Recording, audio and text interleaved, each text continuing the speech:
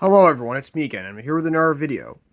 Today's video will be part 1 in another series of videos, which will be, what if Marvel had the opposite rights to their characters? Like, what if they had the rights to Spider-Man, the Fantastic Four, the X-Men, all those characters instead of the Avengers and the Guardians of the Galaxy? So for the sake of the timeline, Sony would have gotten their hands on... This is a tricky one. I don't know who to choose yet. But Fox would obviously get their hands on the Avengers instead of the X-Men. Not sure who Sony would get their hands on instead of Spider-Man yet. But with Fox, they might have still gotten the Fantastic Four still, or they might have instead gotten our team of Marvel heroes like maybe Marvel Knights, or the Guardians of the Galaxy, the 60s team, not the 2008 team for obvious reasons. AKA the more well-known version of the team. But let's just move on, shall we? The first movie is Spider-Man. Movie's similar to the first Raimi film with some changes. First of all, Andrew Garfield would play Spider-Man instead. Dane DeHaan would play Harry. Bridget Regan would play MJ. Sally Field would play Aunt May. Most of the Tazoo cast would be there as well. Gwen Stacy would also appear and would be played by Emma Stone still. As for Norman Osborn, he would still be played by Chris Cooper. And of course, unlike the first Raimi film, Norman would actually survive, but he would return. We'd even get a cameo from Otto Octavius, who I could picture being played Christoph Waltz.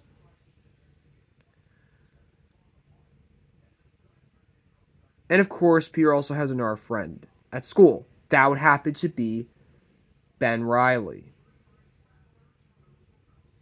who I'll get back to in Spider-Man 2. Next movie is Wolverine. The movie would have an almost similar plot to X-Men Origins Wolverine with some changes.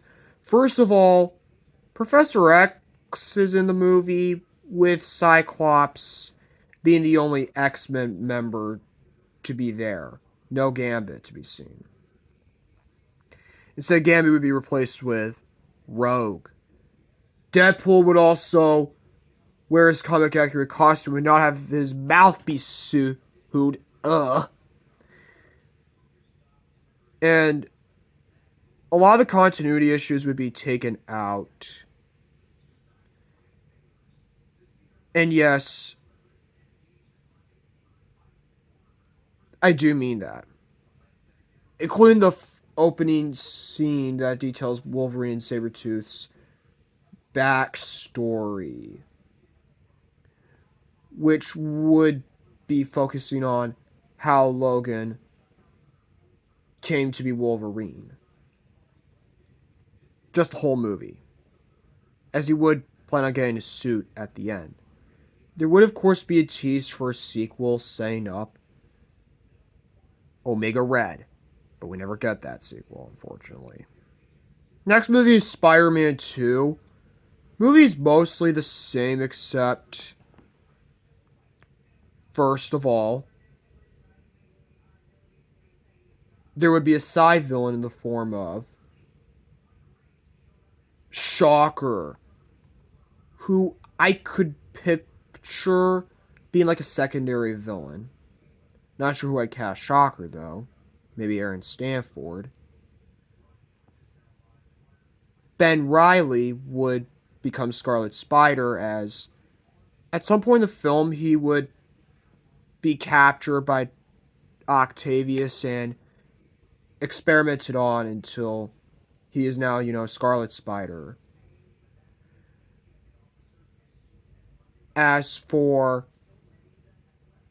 a love triangle subplot, Gwen is starting to hit it off with Harry, while Peter's relationship with MJ is starting to fall apart. But it's not because of her crush on John Jameson. It's because he has the black suit. You know, like how Iron Man 2 had the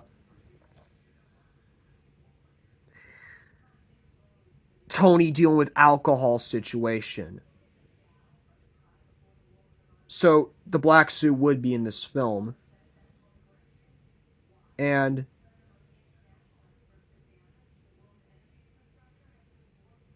Black Cat would also be introduced and would become Peter's love interest. And it would set up a breakup between Peter and MJ in Spider-Man 3. Also, Octavius lives. And Peter would get rid of the black suit prior to the final battle. Next movie is Black Panther.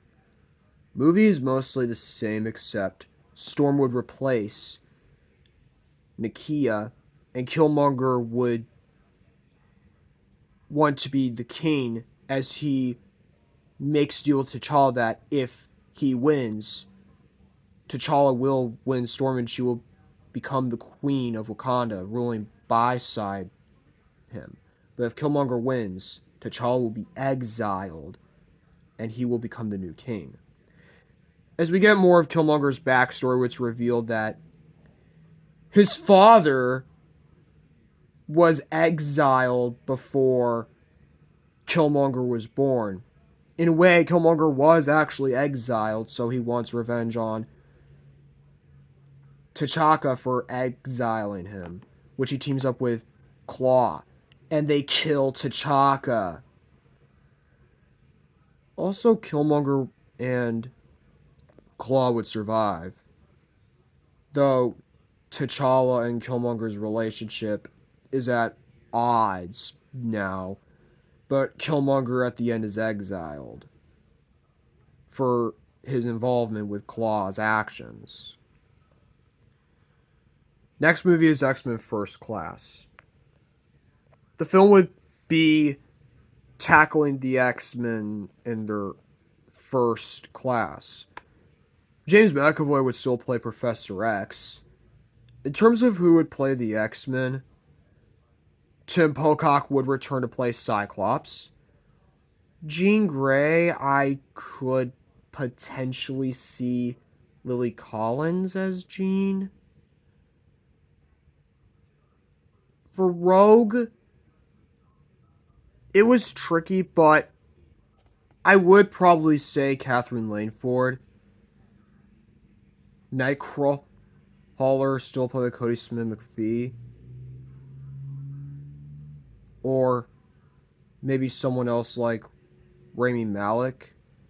Wolverine, who would have once been played by Hugh Jackman in Wolverine, but here he would be played by either Henry Cavill or Carl Urban.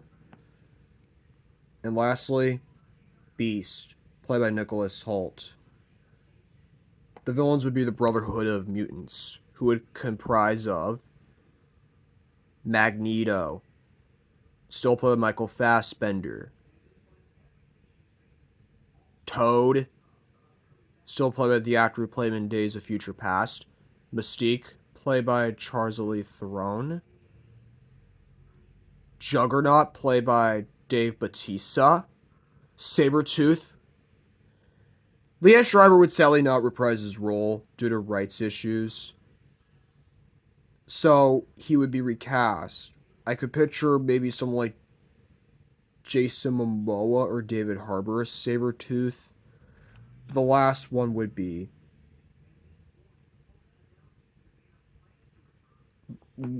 it would probably be Pyro, who I could picture being played Dylan O'Brien. In the end, the X-Men would defeat the mutants and the Brotherhood would escape. All in all, the plot is almost similar to the first Bryan Singer X-Men film, but with elements of First Class, like the backstory of Magneto and Professor X being incorporated as flashbacks. This would also set up the Hellfire Club. At the end, we have an after credit scene where Spider-Man is watching all of this. Next movie is Ultimate Alliance. It was tricky to figure out how to make this film work, but then in the end I decided on how to. Spider-Man would meet the X-Men first before they get into Black Panther and Storm. As for the villains, they would be the Brotherhood yet again. But this time the new members being Quicksilver and Scarlet Witch. And of course, Omega Red and William Stryker return as well. And Stryker would be more of a background villain for the first two phases. He will likely be the villain in Ultimate Alliance 2. And then in the end, Omega Red would become a member of the Brotherhood, while Quicksilver and Wanda betray their father to join the X-Men. And we also get a plot twist where it's revealed that Mystique is Nightcrawler's mother. And more on that will be important down the line. While Toad is defeated, but the Brotherhood still escape. But Wolverine would fight Omega Red one last time, and then that would end with Omega Red's death. Or so it would seem. In the end, the heroes go their separate ways.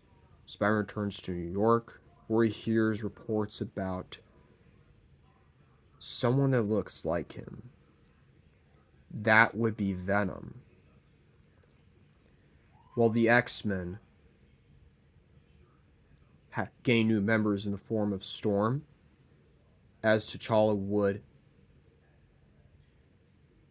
promise to see her again once she joins the X-Men, as well as Wanda and Quicksilver.